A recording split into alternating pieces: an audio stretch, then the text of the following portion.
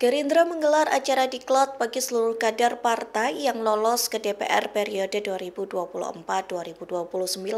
Dikutip dari Kompas.com, acara itu dilaksanakan di Padepokan Garuda Yaksa, Hambalang, Bogor, Jawa Barat. Dalam acara yang berlangsung 2 hari, tercipta momen kebersamaan Prabowo dan Titik Soeharto. Momen itu diunggah dan ditandai ke akun Instagram Titik. Terlihat Prabowo memberikan selamat kepada beberapa kader yang lolos ke DPR. Saat itu Titik berceletuk dirinya dan kader di bagian belakang belum mendapat selamat dari Ketum Gerindra. Mendengar suara Titik, Prabowo langsung menengok dan memberikan selamat kepadanya. Saat itu beberapa kader langsung bersuara riuh melihat Titik disalami oleh Prabowo.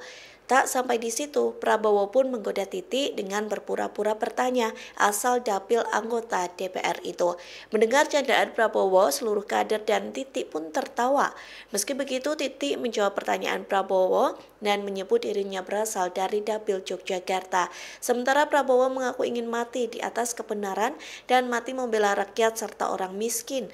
Hal itu disampaikan Prabowo saat memberikan arahan dan pesan bagi seluruh kader Gerindra yang lolos ke kursi DPR.